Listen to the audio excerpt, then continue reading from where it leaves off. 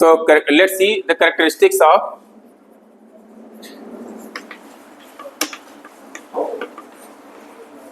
बैकन्स writing.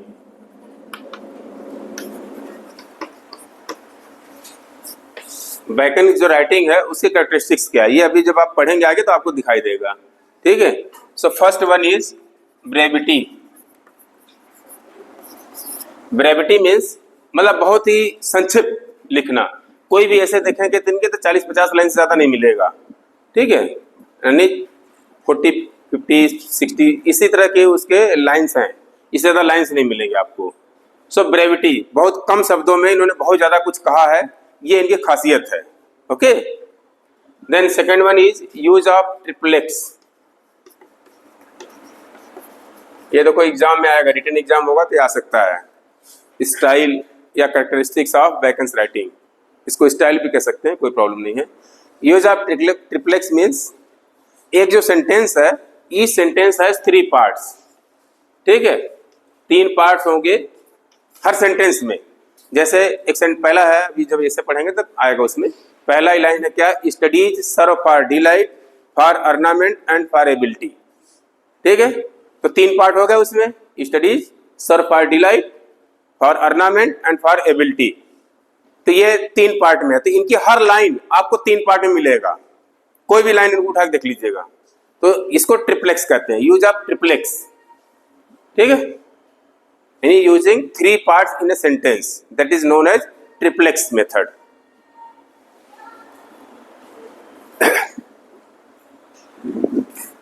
Then his writing are very lucid यानी clear, स्पष्ट, मतलब गोल मटोल नहीं, कोई गोल मोल चीज कोई बोलना उसमें घुमा फिरा के बताना कोई चीज नहीं, सीधा जो बताना बताना, एकदम एकदम स्ट्रेट फॉरवर्ड उसको कहते हैं। आप अगर दूसरे शब्दों में कहें तो स्टार्क रियलिज्म, हालांकि यहाँ शब्द नहीं उचित है लेकिन फिर भी आप समझ सकते हैं इसको। यानी जो चीजें ऑब्जर्व किया, जो रियलिस्टिक उनको फील हुआ, उसको एकदम कड़े शब्दों में लिखा है, घुमा फिरा करके इधर उधर नहीं, नो सर्कमलोकेशन। ठीक है, स्ट्रेट फॉरवर्ड राइटिंग है इनकी, सो वेरी लूसिड क्लियर। ठीक है, his writing is very lucid. Then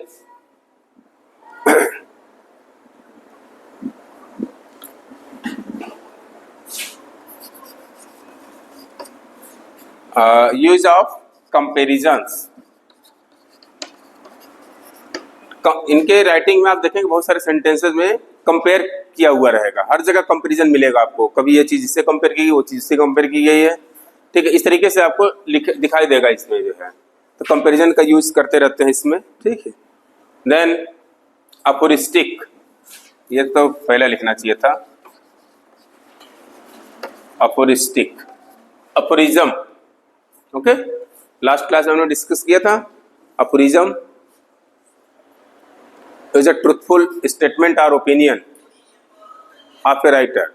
ठीक है, ट्रूथफुल स्टेटमेंट और opinion of a writer.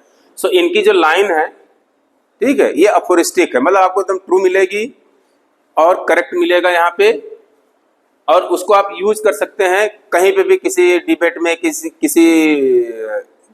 Speech में या कहीं पे लिखने के लिए। So his lines are used as aphorism. ठीक है, so his style is aphoristic. ठीक है, इनकी स्टाइल अफोरिस्टिक है।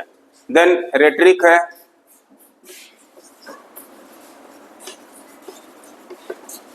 रेटरिक का मतलब है कि ओरेटरी स्किल। ठीक है, यानी बोलने वाली जो है। सो इनके जो एसेज हैं, आप इसको अगर ध्यान से पढ़ेंगे तो लगेगा कि कोई स्पीच दे रहा है, जैसे study serve for delight, for ornament and for ability. ये देख करके लग रहा है कि ऐसे की लाइन है, या ऐसे लग रहा है जैसे लग रहा है कि आप सोच करके कोई स्पीच दे रहे हैं। So that is called as rhetoric quality.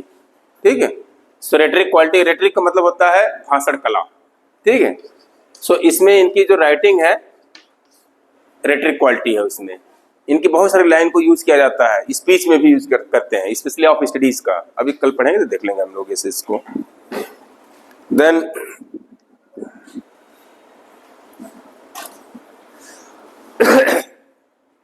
Precision and directness.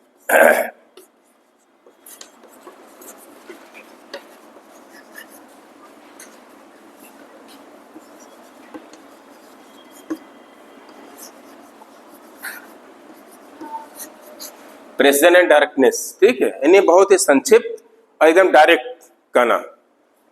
Okay, कोई भी चीज है एकदम स्ट्रेट कहना है, ये नहीं कि आप बहुत ज्यादा शब्दों का प्रयोग करके घुमा फिरा करके कोई चीज करनी, ऐसा नहीं इनके में, जो है एकदम स्ट्रेट वे वो चीज लिखा गया है। ये सारी जो इनकी स्टाइल है या जो इनकी करेक्टरिस्टिक्स है राइटिंग की, ये आप जब अभी ऐसे पढ़ेंगे तो आपको दिखाई देगा सब, ठीक है।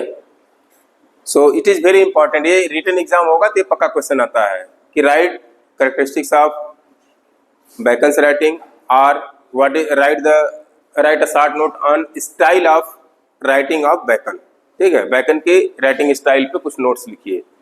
तो ये 5-6 पॉइंट आप लिख देंगे, आपके पूरे नंबर बन जाएंगे, ठीक है। ये जरूर लिखना, यूज ऑफ ट्रिप्लेक्स, ब्रेविटी। हाँ, एक और लाइन जोड़ दो, है इसमें एक चीज छूट गया, चलो 8वां पॉइंट बना लो, यूज ऑफ टर्स लैंग्वेज।